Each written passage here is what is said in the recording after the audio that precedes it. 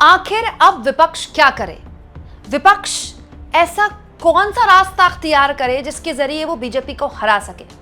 जब चुनाव आयोग विपक्ष की नहीं सुनता, जब जुडिशरी से विपक्ष को कोई राहत नहीं मिलती, जब मीडिया विपक्ष की आवाज नहीं उठाती, तो फिर विपक्ष के पास क्या रोने के अलावा कोई विकल्प नहीं? इस तरह के सवाल आपके मन में कौंधते होंगे दोस्तों, जब हर चुनाव में एक बहुत बड़ी जीत बीजेपी दर्ज करती होगी। 2024 के बाद शायद ही कोई चुनाव हो, एक दो अपवाद छोड़कर, जैसे झारखंड वगैरह, जहां पर बीजेपी ने जीत ना दर्ज की हो। और हर चुनाव में विपक्ष को नसीहतें दी जाती हैं, हर कोई देता है, हम भी देते हैं, ये गलती कर दी, वो गलती कर दी, ये करना चाहिए था, वो करना चाहिए था। लेकिन क्या इस वक्त देश में ऐसा माहौल भी है कि विपक्ष लड़ाई लड़ पाए? आखिर विपक्ष के पास विकल्प क्या है? इस पूरे मुद्दे पर आम आदमी पार्टी के राज्यसभा सांसद संजय सिंह ने अपने बेबाक बोल रखे।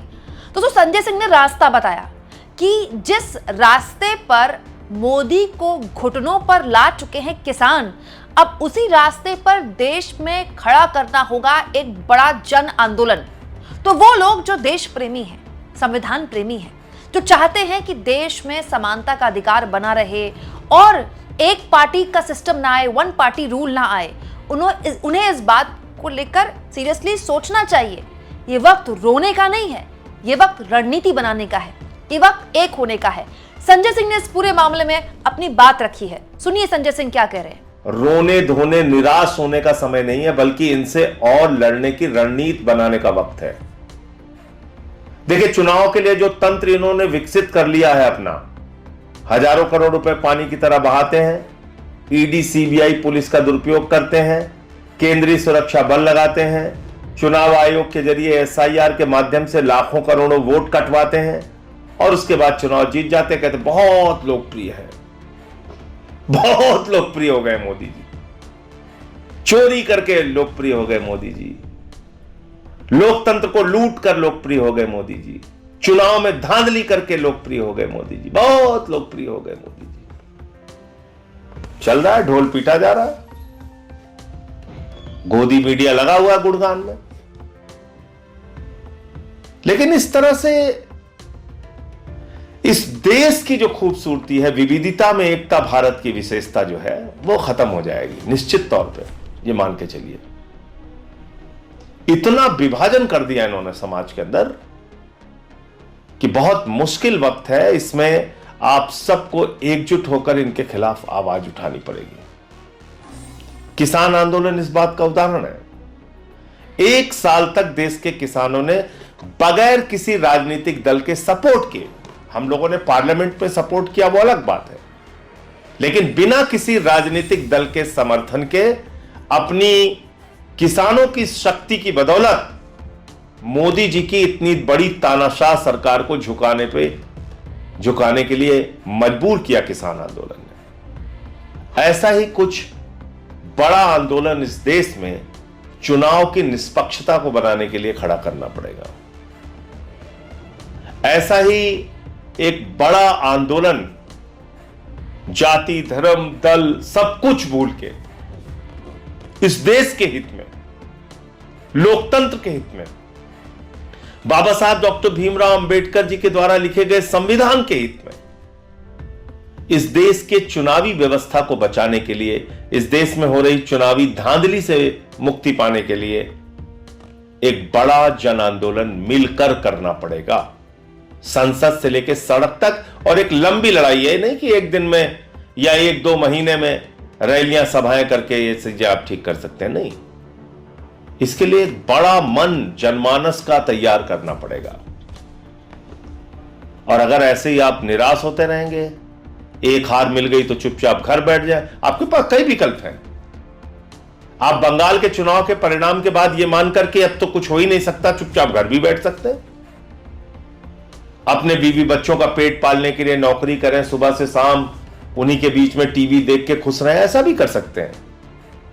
लेकिन ये आपको खुश नहीं रहने देंगे, कभी महंगाई से मारेंगे, कभी कोई अभद्रता करके आपको अपमानित करेंगे, कभी किसी इलाके में घुस के गुंडागर्दी करेंगे, तो वो सब कुछ होगा। आपको तय करना, अगर इस देश से प्यार है तो कैसा देश आप चाहते हैं, कैसी राजनीति आप चाहते हैं, कैसा नेता अपने लिए आप चाहते हैं। वो जो शिक्षा, स्वास्थ्य, बिजली, पानी, रोजगार, सड़क की बात करे, या वो जो कहे कि हमें शमशान बनाना है गांव गांव में, जो ये कहे कि हम तो मछली खा रहे हैं इसलिए हमको वोट दे दो, मुजरा जैसे शब्दों का इस्तेमाल करे, कहे कि हम तो कपड़े देख के पहचान लेते हैं, जिसके राज में लाखों करोड़ रुपए का लोन अपने चंद पूंजीपति मित्रों को दे दिया जाए, जिसके राज में देश की तमाम लाखों करोड़ की संपत्तियां अपने एक दोस्त को दे दी जाए, और उसके बावजूद हमें किसी बात पे गुस्सा नहीं आता। आपको 2-3 चीजें करना पड़ेगा। ये गोदी मीडिया का तो मिलकर आपको बहिष्कार करना पड़ेगा। इसका एकदम से जब तक आप ये गोदी मीडिया के टीवी चैनल देखते रहेंगे, आपका मानस स्वस्थ हो ही नहीं सकता, आपका मन ठीक हो ही नहीं सकता, क्योंकि इतनी नफरत आपको परोसी जा रही है, दिन रात आपके दिमाग में झोंकी जा रही है, और देश का माहौल खराब कर दिया गोदी मीडिया ने। आपको रणनीति बनानी पड़ेगी कि कैसे चुनाव निष्पक्ष हो इस देश के अंदर, कैसे लोकतंत्र के अंदर अपनी भागीदारी जनता ईमानदारी से सुनिश्चित कर सके। आप देखिए, तमिलनाडु में 1 सीट मिली है बीजेपी को, सिर्फ 1 सीट, क्योंकि वहां जानते थे कोई धांधली करेंगे तो पकड़े जाएंगे। केरल में 3 सीट मिली है, क्योंकि जानते थे वहां धांधली करेंगे तो पकड़े जाएंगे। तो उन राज्यों में इन्होंने कुछ नहीं किया।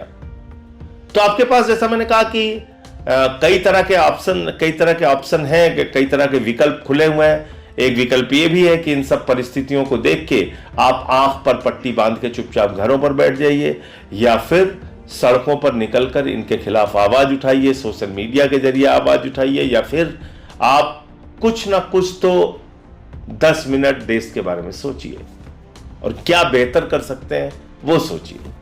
अगर आपको लगता है कि इस प्रकार की हिंदू मुसलमान की राजनीति, हिंसा की राजनीति, जातियों के बीच में भेद पैदा करने की राजनीति अच्छी है देश के लिए, तो फिर ठीक है, फिर तो जैसा चल रहा है वैसे चलेगा। आप बेरोजगारी की मार झेलते रहेंगे, किसानों को उनके फसल का दाम नहीं मिलेगा, अग्निवीर की योजना के जरिए आपका हक मारा जाएगा, देश के चंद पूंजीपतियों के हाथ देश का सौदा किया जाएगा, काला धन लूट लूट के इस देश से लोग फरार हो जाएंगे। ये तो होता रहेगा, महंगाई आसमान पे जाएगी, और इन सब के बावजूद ये बताया जाएगा कि महामानव है, महामानव है, महामानव है, और उसके राज में आप चुप रहिए और खुश रहिए। या फिर दूसरा ऑप्शन ये है कि जैसे इस देश के क्रांतिकारियों ने अंग्रेजों के 190 साल के शासन में, जिन अंग्रेजों का सूरज नहीं डूबता था का मतलब पूरब से लेके पश्चिम तक, उत्तर से लेके दक्षिण तक, हर जगह पूरी दुनिया में अंग्रेजों का राज होता था। वो शक्तिशाली अंग्रेजों का शासन, उस समय भी कुछ लोग थे जो अंग्रेजों के सिपाही बन के उनके इशारे पे नाचते थे, अंग्रेजों के लिए काम करते थे, अंग्रेजों के कहने पे अपने हिंदुस्तानी क्रांतिकारियों के ऊपर कोड़े बरसाते थे, जेल में यातनाएं देते थे। उस समय भी लोग थे। तो आप इन जो तानाशाह सरकार है मौजूदा मोदी अमित शाह की, इसका हिस्सा भी बन सकते हैं, इनके गुणगान करने के लिए, इस देश के लोगों के ऊपर कोड़े बरसाने के लिए उनके साथ खड़े हो सकते हैं। या फिर आप ये सोचिए कि 190 साल तक हमारे उन महान क्रांतिकारियों की मानसिकता क्या रही होगी, क्योंकि उनके सामने तो बिल्कुल अंधेरा था, वोट का अधिकार नहीं था, अपनी कोई सरकार नहीं थी, पैसे का कोई संसाधन नहीं था, गांव गांव में लोगों के बीच में घूम के लोगों को संगठित किया भारत को आजाद कराने के लिए। 190 साल तक अंग्रेजों से लड़ते रहे।